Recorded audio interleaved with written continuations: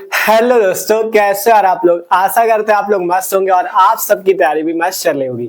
तो जैसा कि हम लोग क्लास 12 फिजिक्स का जो 9वां चैप्टर है आपका किरण प्रकाशिकी एवं प्रकाशिकी यंत्र, इस चैप्टर को पढ़ रहे थे। तो आज की इस वीडियो पे हम पढ़ने वाले रेखीय आवर्धन के बारे में। रेखीय आवर्धन क्या होता है और इसके सूत्र का व्यंजक कैसे निकाला जाता है, कैसे इसका सूत्र निकाला जाता है। ठीक है, बहुत आसान तरीके से इस रेखीय आवर्धन लीनियर मैग्निफिकेशन के बारे में समझेंगे। ठीक है, तो पूरा वीडियो देखना, इंपॉर्टेंट भी है ये और इसका फॉर्मूला भी इंपॉर्टेंट है क्योंकि इससे न्यूमेरिकल भी लगते हैं। ठीक है, तो आसानी से समझेंगे, पूरा आपको वीडियो देखना है। ठीक है, तो शुरू करते हैं। आपका रेखीय आवर्धन जिसे लीनियर मैग्निफिकेशन कहते हैं, ये क्या होता है। ठीक है, और अगर आपको इस किरण प्रकाशिकी एवं प्रकाशिकी यंत्र के इसके पहले की वीडियो देखना है, क्योंकि हमने इसके ज्यादातर टॉपिक जो इंपॉर्टेंट थे उनको पढ़ा दिया है। अगर इसके पहले की वीडियो देखना चाहो तो आपको डिस्क्रिप्शन पे, इसी वीडियो के डिस्क्रिप्शन पे फिजिक्स की प्लेलिस्ट मिल जाएगी, वहां से जाके आप वीडियो देख सकते हो। ठीक है, तो शुरू करते हैं। रेखीय आवर्धन क्या होता है। ठीक है, परिभाषा सिंपल सी है कि प्रतिबिंब की लंबाई तथा वस्तु की लंबाई के अनुपात को हम लोग रेखीय आवर्धन कहते हैं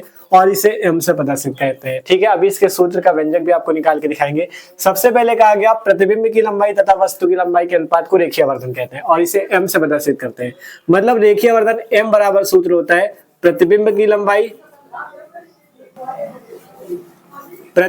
लंबाई बटे में वस्तु की लंबाई। ठीक है, ये आपका आवर्धन का सूत्र होता है, प्रतिबिंब की लंबाई अपॉन में वस्तु की लंबाई। ठीक है, प्रतिबिंब की लंबाई बटे में वस्तु की लंबाई। ठीक, ये क्या होता है, ये होता है फॉर्मूला किसका, रेखीय आवर्धन का, m बराबर प्रतिबिंब की लंबाई बटा वस्तु की लंबाई। ठीक है, अगर मान लो प्रतिबिंब की लंबाई को हम लोग किससे, I से लिख दें, वस्तु की लंबाई को O से लिख दें, तो यहां से m बराबर सूत्र होता है I अपॉन में O। ठीक है, ये सूत्र होता है m बराबर I अपॉन O। ठीक है, m बराबर I अपॉन O या m बराबर प्रतिबिंब की लंबाई बटा वस्तु की लंबाई। ठीक है, इसका एक फॉर्मूला और निकल के आता है, उसके लिए आपको इसका व्यंजक समझना पड़ेगा।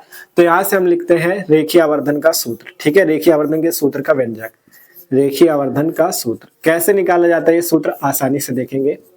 रेखीय आवर्धन का सूत्र कैसे निकाला जाएगा, देखो इसके लिए देखो हमने एक यहाँ पे दर्पण बना रखा है, क्योंकि दर्पण पे ही हमें रेखीय आवर्धन की जरूरत पड़ेगी।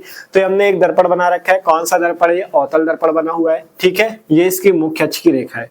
अब इसमें अगर वस्तु और प्रतिबिंब की लंबाई चाहिए तो हमें वस्तु और प्रतिबिंब बनाना पड़ेगा। तो यहाँ से हम मान लेते हैं ये जो दर्पण है, इस दर्पण का वक्रता केंद्र मान लेते हैं यहाँ पे C है और इसका फोकस जो है वो F यहाँ पे। ठीक है, यहाँ पे मान लेते हैं कि वक्रता केंद्र की इधर बाहर साइड एक वस्तु रखी है।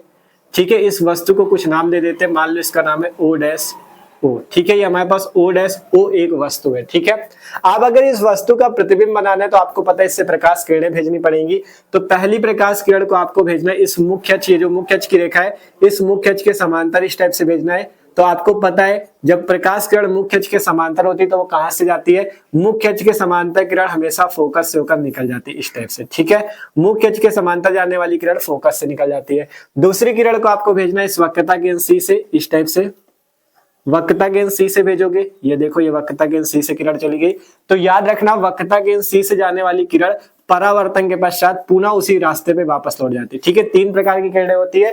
पहली मुख्य अक्ष के समांतर जाने वाली फोकस से जाती है, दूसरी होती है कि फोकस से जाने वाली किरण मुख्य अक्ष के समांतर हो जाती है, तीसरी होती है वक्रता केंद्र से जाने वाली किरण उसी रास्ते पे लौट जाती है। ठीक है, तो हमने पहली किरण भेजा मुख्य अक्ष के समांतर जो कि फोकस से गई, दूसरी किरण को भेजा कहां से, दूसरी किरण को हमने भेजा वक्रता केंद्र से होता हुआ वक्रता केंद्र C से, उसी रास्ते पे लौट गई। ठीक है, अब एक किरण इससे और भेजनी है जो कि इस ध्रुव P से होकर जाएगी। ठीक है, एक किरण यहाँ पे और भेज देते हैं, एक किरण को यहाँ से ध्रुव P से होकर भेजेंगे। ठीक है, यहाँ से देखो ये किरण आई है इस ध्रुव P पे, तो जहां से ये कहां से जाएगी, जहां पे ये दोनों काट रही, क्योंकि प्रतिबिंब जहां पे काटती है रेखाएं वहीं पे बनता है। तो यहीं पर से आपका क्या होगा, ये जो किरण होगी परावर्तन के पश्चात यहीं पर से आपका परावर्तित होकर निकल जाएगी इस टाइप से। ठीक है, अब आपके अगर मन में आए कि भैया यहीं से क्यों निकली, तो ये भी समझ सकते हो। देखो आपको पता है जब कोई किरण आती है किसी तल पे तो यहाँ पे अभिलंब होता है और बीच में कोण जो बनता है उसे आपतन कोणाई बोलते हैं, और वो उतने ही कोण R पे आपका परावर्तित होकर चली जाती है। वैसे ही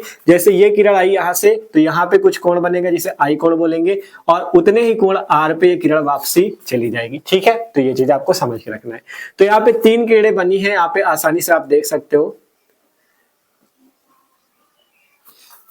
ठीक है, यहाँ पे तीन किरणें बनी हुई है और जहां पे काट रही है वहीं पे आपको क्या बन जाएगा, प्रतिबिंब। देखो पहली किरण मुख्य अक्ष के समांतर गई जो कि फोकस से निकल गई, दूसरी किरण वक्रता केंद्र से निकल गई, यहाँ पे काट रही है, तीसरी यहाँ से आके ये भी यही से निकल गई, जहां पे तीनों किरणें काट रही है वहीं पर प्रतिबिंब बनेगा। तो यहाँ पे तीनों काट रही है तो इनका प्रतिबिंब जो बनेगा वो यहाँ पे बनेगा जाके, ठीक है, यहाँ पे। और इसको कुछ नाम दे देंगे। देखो वस्तु जो होती है अवतल दर्पण से हमेशा वस्तु का उल्टा प्रतिबिंब बनता है। अगर ओ डैश ओ वस्तु है तो इसका प्रतिबिंब कुछ इस टाइप से बनेगा, इसका जस्ट उल्टा आई आई डैश, ठीक है, इसे भी ब्लैक से देखो लिख दे, आई आई डैश हमारे पास एक प्रतिबिंब बन जाता है, ठीक। यहाँ पे आई आई डैश ये हमारे पास क्या बन गया, प्रतिबिंब बन गया, ठीक है। ये जो आई आई डैश हमारे पास क्या बना है, प्रतिबिंब बना है। तो देखो वस्तु थी ओ डैश ओ, लेकिन इसका प्रतिबिंब उल्टा बना आई आई डैश, ठीक है। अब इसके बाद आपको मेन चीज समझना है, इसके सूत्र का डेरिवेशन कैसे होगा। एकदम आसान चित्र है, कुछ भी नहीं है इस पे, जहां पे तीनों किरणें काट रही वहीं पे प्रतिबिंब बन गया आई आई डैश, ठीक है।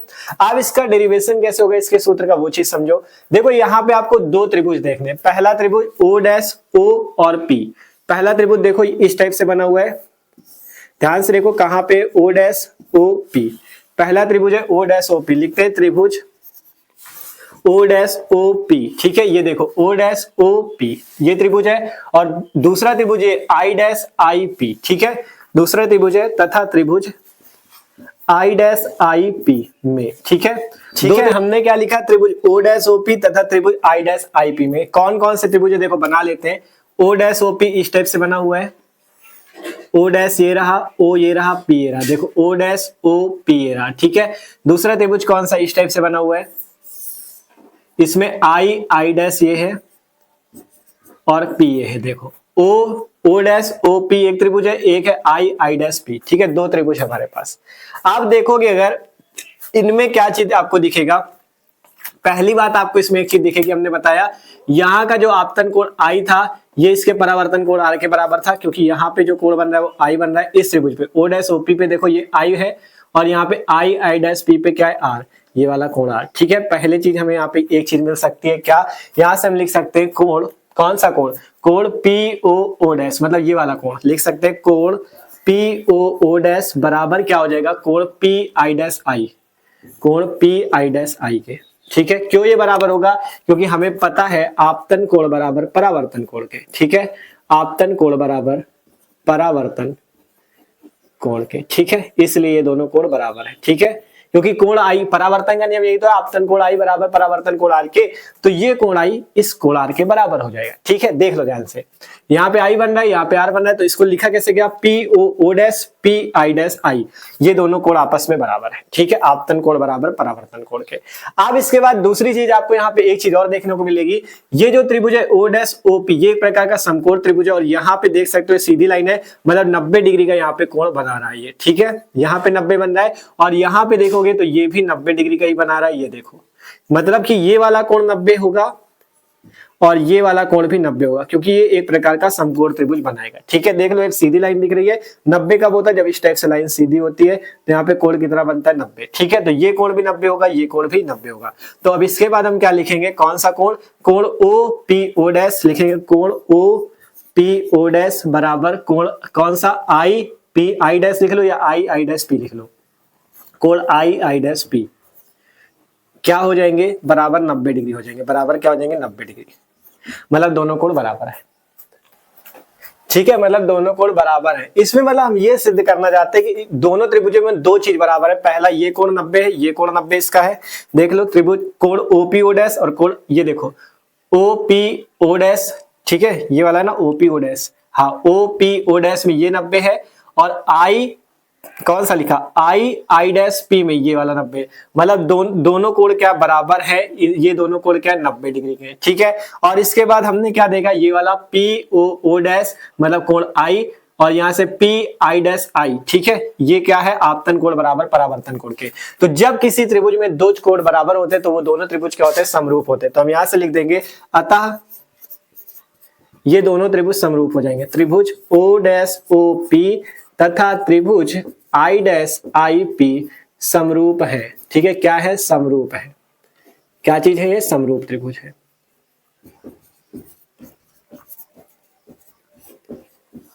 ठीक है। ये क्या हो जाएंगे, समरूप त्रिभुज, मतलब त्रिभुज ओ डैश ओ पी तथा त्रिभुज आई डैश आई पी क्या हो जाएंगे, समरूप त्रिभुज हो जाएंगे, ठीक है। ये दोनों त्रिभुज क्या हो जाएंगे, समरूप हो जाएंगे, क्योंकि इसका एक कोण 90, इसका एक कोण 90, इसका एक कोण आई, इसका एक कोण आई, ठीक है, क्योंकि आई और आर बराबर ही होते हैं, परावर्तन का ही नियम है। तो जब किसी के दो चीजें, दोनों त्रिभुजों में दो कोण बराबर मिल रहे हैं तो दोनों त्रिभुज क्या हो जाएंगे, समरूप हो जाएंगे। अब समरूप सिद्ध करने के बाद आपका काम बन जाएगा, क्या बन जाएगा, देखो समरूप सिद्ध करने के बाद आपका काम क्या बन जाएगा, यहां से ये चीज देखो। आप क्या करने वाले हम लोग, जब दोनों त्रिभुज समरूप है तो इसमें क्या हो जाएगा, इसमें जैसे इसकी अगर लंब भुजा लेते हो तो इसकी लंब भुजा इन दोनों का अनुपात बराबर हो जाएगा इस वाले त्रिभुज की आधार और इस वाले त्रिभुज की आधार भुजा के बराबर। देखो कैसे, जैसे यहां से इसकी लंब कौन है, ओ डैश ओ, ठीक है, बटे में, ठीक है, ओ डैश ओ इसका लंब हो गया और इसका लंब कौन है, ये आई आई डैश, बराबर क्या हो जाएगा, ठीक है, बराबर देखो ओ डैश ओ ये हो गया और इसका क्या हो गया, आई आई डैश, बराबर किसके हो जाएगा, इसकी आधार, आधार कौन है, ओ से पी तक का, और इसका आधार कौन है, आई से पी तक का, ये देखो, ठीक है, मतलब इन दोनों त्रिभुजों के लंबों का अनुपात बराबर दोनों त्रिभुजों के आधारों का अनुपात, ठीक है। देखो इसका लंब ओ डैश बटे में आई आई डैश, इसका ओ से पी तक और इसका आई से पी तक दोनों का अनुपात बराबर, ठीक है।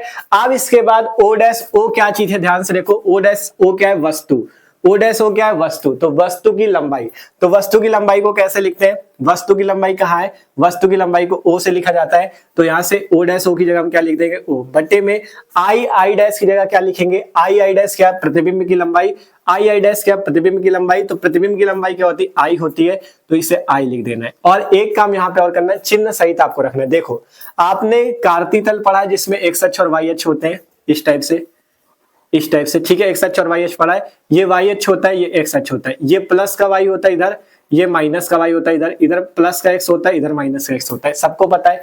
तो यहाँ पे अगर वस्तु देखो, वस्तु कैसे ऊपर की ओर है, मतलब वस्तु ऐसे रखी हुई है, तो वस्तु क्या है, वाई अक्ष में प्लस की ओर है, तो इसकी वाली वैल्यू को आपको प्लस का लेना है, ठीक है, ये चीज ध्यान दो।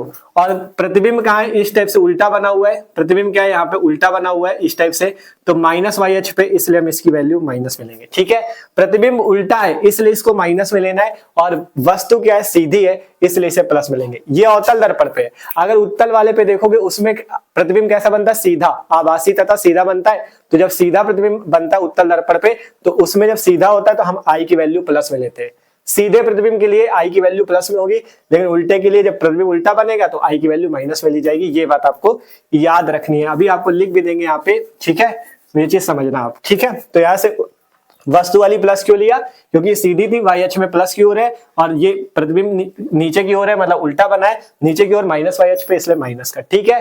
अब इसके बाद ओपी, ओपी क्या है, ओ से पी तक की दूरी, मतलब ध्रुव से वस्तु तक की दूरी, ध्रुव पी है और ओ क्या, वस्तु, ध्रुव से वस्तु तक की दूरी को क्या कहते हैं, वस्तु की दूरी को यू कहते हैं। और चिन्ह सही लेना है आपको, चिन्ह परिपाटी का नियम पता है, दर्पण की इधर की दूरियां सारी माइनस में होती, तो माइनस का यू, बटे में आई पी क्या है, आई से पी तक, मतलब पी से आई तक की दूरी क्या, प्रतिबिंब की दूरी, तो इसे क्या लिखेंगे, माइनस का भी। माइनस क्यों लिया पता है, चिन्ह परिपाटी के अनुसार, चिन्ह परिपाटी के नियम के अनुसार इधर की दूरी ऋणात्मक और उधर की दूरी धनात्मक, ठीक है, ये चीज होता है। और यहाँ पे प्लस माइनस क्यों लिया, क्योंकि वस्तु ऊपर की ओर थी, मतलब सीधी थी, वाई अक्ष में प्लस की ओर, तो प्लस का, और प्रतिबिंब नीचे की ओर था वाई अक्ष पे, इसलिए इसको माइनस का, ठीक है। ये लंबवत दूरियां है ना, ऐसे ऐसे, तो इसलिए इनको प्लस और माइनस वाई अक्ष के हिसाब से लिया, और इसको तो चिन्ह परिपाटी के नियम के अनुसार। आप इसे हल कर लो, आपके पास फॉर्मूला आ जाएगा। देखो यहां से आया माइनस को ओ अपॉन आई, यहां से माइनस माइनस प्लस हो जाएंगे यू बटा वी, ठीक है। इसको उल्टा कर दो तो आई बटा ओ माइनस आई बटा ओ बराबर वी बटा यू, ठीक है। इसको क्या किया, दोनों बच्चों को उल्टा कर दिया, आई बटा ओ बराबर वी बटा यू। अब यहां से देखोगे अगर, तो यहां से माइनस चिन्ह को उधर भेज दो, तो आई बटा ओ बराबर माइनस का वी बटा यू, ठीक है। आई बटा ओ बराबर माइनस का वी बटा यू। तो यहां से सूत्र आता है आपके पास, जो मेन सूत्र है वो आई बटा ओ बराबर माइनस वी बटा यू, जहां आई क्या है, प्रतिबिंब की लंबाई, ओ क्या है, वस्तु की लंबाई, वी क्या है, प्रतिबिंब की दूरी, और यू क्या है, वस्तु की दूरी, ठीक है। अब यहां से आपको एक फॉर्मूला और पता है, एम बराबर आई बटा ओ, तो यहां से आप ये फॉर्मूला लिख सकते हो, अतः एम बराबर आई बटा ओ, एम बराबर आई बटा ओ होता है। अब आई बटा ओ किससे बराबर है, माइनस वी बटा यू के, तो एम बराबर आई बटा यू बराबर माइनस का वी बटा यू, ठीक है। क्योंकि आई बटा ओ जब माइनस का वी बटा यू के बराबर है और एम है आई बटा ओ के बराबर, तो एम बराबर पूरा सूत्र क्या बन जाएगा, एम बराबर आई बटा ओ बराबर माइनस का वी बटा यू, ठीक है। तो ये रेखीय आवर्धन का सूत्र आता है। और ये चीज जो बताया था कि एम का मान कब प्लस में होगा कब माइनस में होगा, वो चीज समझ लो। देखो अगर यहाँ पे दो कंडीशन आप नोट कर लेना बाद में, कि सीधे प्रतिबिंब के लिए, सीधे प्रतिबिंब के लिए, अगर प्रतिबिंब सीधा है, ठीक है, सीधे प्रतिबिंब के लिए जब आपका उत्तल दर्पण पे जैसे सीधा प्रतिबिंब बन जाता है ना, तो जब प्रतिबिंब सीधा होगा तब m का मान क्या होगा, सीधे प्रतिबिंब के लिए प्लस में होगा। और अगर प्रतिबिंब उल्टा है, उल्टे प्रतिबिंब के